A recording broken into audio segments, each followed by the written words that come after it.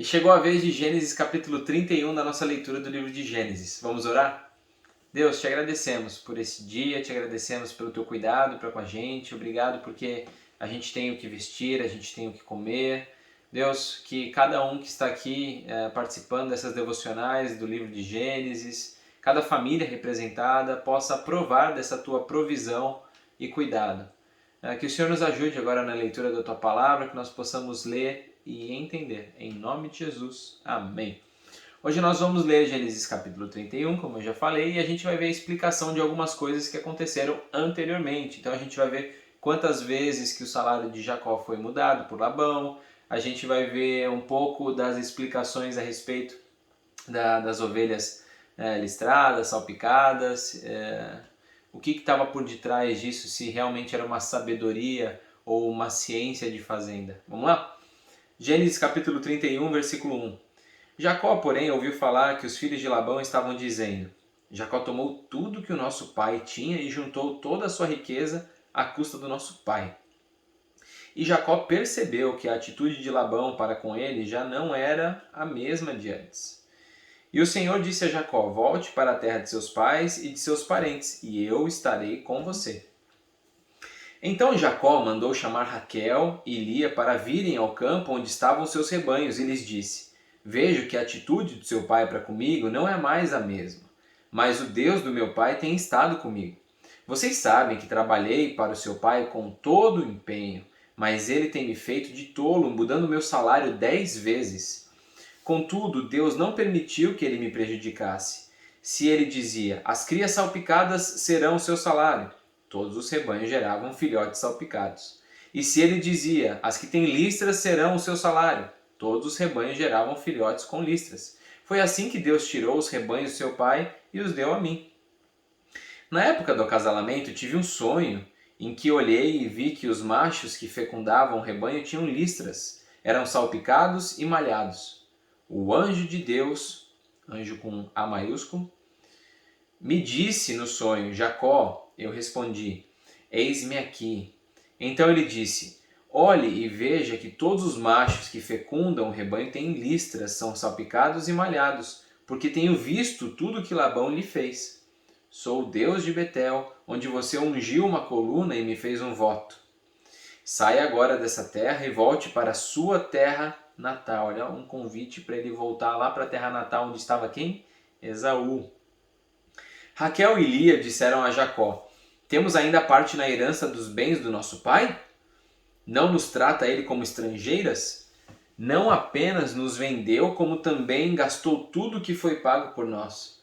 Toda a riqueza que Deus tirou do nosso pai é nossa e dos nossos filhos. Portanto, faça tudo quanto Deus lhe ordenou. Então Jacó ajudou seus filhos e as suas mulheres a montar nos camelos, e conduziu todo o seu rebanho, junto com todos os bens que havia acumulado em Padã Arã, para ir à terra de Canaã, a casa do seu pai, Isaque. Enquanto Labão tinha saído para tosquear as ovelhas, Raquel roubou de seu pai os ídolos do clã. Foi assim que Jacó enganou a Labão, o arameu, fugindo sem lhe dizer nada.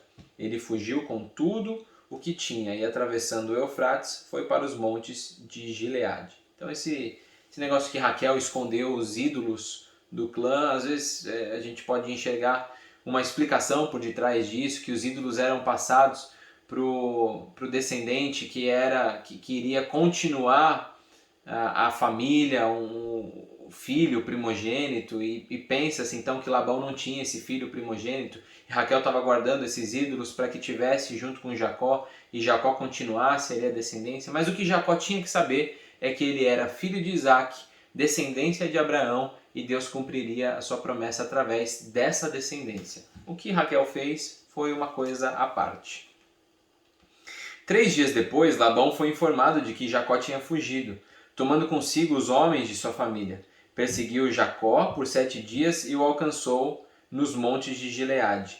Então de noite Deus veio em sonho a Labão, o arameu, e o advertiu: cuidado, não diga nada a Jacó, não lhe faça promessas nem ameaças. Labão alcançou Jacó, que estava acampado nos montes de Gileade.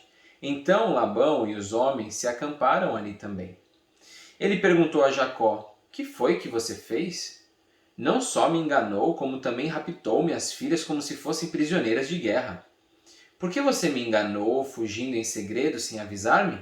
Eu teria celebrado a sua partida com alegria e cantos ao som dos tamborins e das harpas. Engraçado ele falar isso, né? Porque estava tentando segurar o Jacó o máximo possível, como a gente pôde ver no capítulo anterior.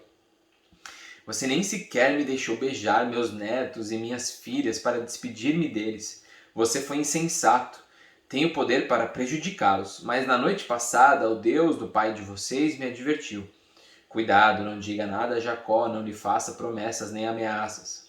Agora, se você partiu porque tinha saudade da casa do seu pai, por que roubou os meus deuses? Então Jacó, ele não sabia de nada. Raquel tinha pegado escondido, estava lá guardado com ela. E Jacó vai se defender disso, é claro. Jacó respondeu a Labão: tive medo, pois pensei que você tiraria suas filhas de mim à força. Quanto aos seus deuses, quem for encontrado com eles não ficará vivo. Na presença dos nossos parentes, veja você mesmo se está aqui comigo qualquer coisa que lhe pertence. Se estiver, leve-a de volta. Ora, Jacó não sabia que Raquel havia os roubado.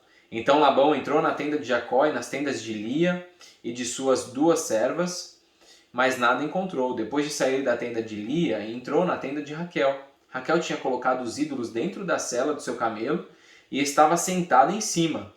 Labão vasculhou toda a tenda, mas nada encontrou. Raquel disse ao pai: não se irrite, meu senhor, por não poder me levantar em sua presença, pois estou com fluxo das mulheres. Ele procurou os ídolos, mas não os encontrou.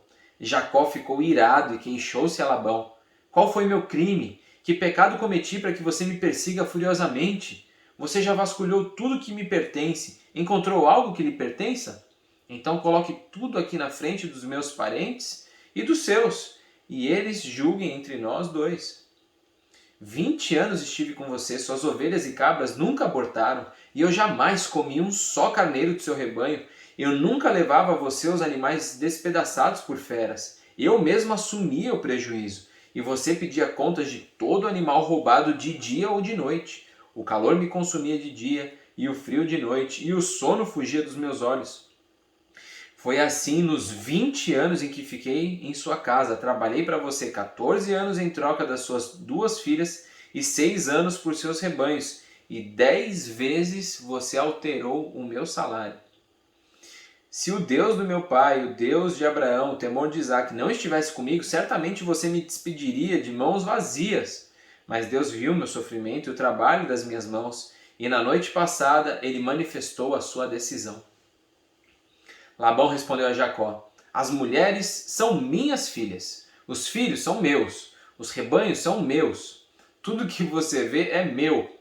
O que posso fazer por essas minhas filhas ou pelos filhos que delas nasceram? Façamos agora eu e você um acordo que sirva de testemunho entre nós 2. Então Jacó tomou uma pedra e a colocou em pé como coluna e disse aos seus parentes: juntem algumas pedras. Eles apanharam pedras e as amontoaram.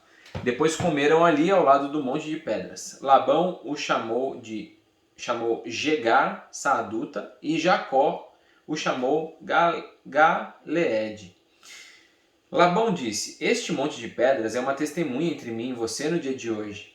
Por isso foi chamado Galeede. Foi também chamado Mispá, porque ele declarou que o Senhor nos vigie, a mim e a você, quando estivermos separados um do outro. Se você maltratar minhas filhas ou menosprezá-las, tomando outras mulheres além delas, ainda que ninguém saiba, lembre-se de que Deus é testemunha entre mim e você. Disse ainda Labão a Jacó: aqui estão este monte de pedras e essa coluna que coloquei entre mim e você. São testemunhas de que não passarei para o lado de lá para prejudicá-lo, nem você passará para o lado de cá para prejudicar-me. Que o Deus de Abraão, o Deus de Naor, o Deus do pai deles, julgue entre nós. Então Jacó fez um juramento em nome do temor de seu pai, Isaque. Ofereceu um sacrifício no monte e chamou os parentes que lá estavam para uma refeição. Depois de comerem, passaram a noite ali. Na manhã seguinte, Labão beijou seus netos, suas filhas e os abençoou, e depois voltou para a sua terra. E a reflexão que eu gostaria de trazer hoje é justamente sobre essa atitude de Jacó de perceber o local onde ele estava. Antes mesmo de Deus mandar ele de volta para a casa dos pais dele, ele tem a percepção do ambiente onde ele estava. É claro que Labão ele estava numa situação onde ele se sentia lesado por Jacó. E ele tinha ali as suas, talvez, razões para começar a tratar ele diferente. Mas vamos tentar levar isso para os nossos relacionamentos, a percepção de que nós estamos em um ambiente onde a nossa prosperidade ou as nossas conquistas são vistas de uma maneira a afrontar essas pessoas.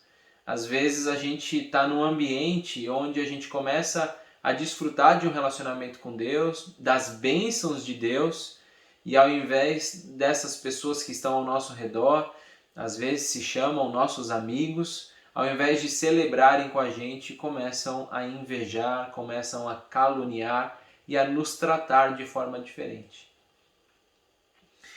Jacó entendeu que ele estava num ambiente hostil e que aquele não era mais o ambiente para ele.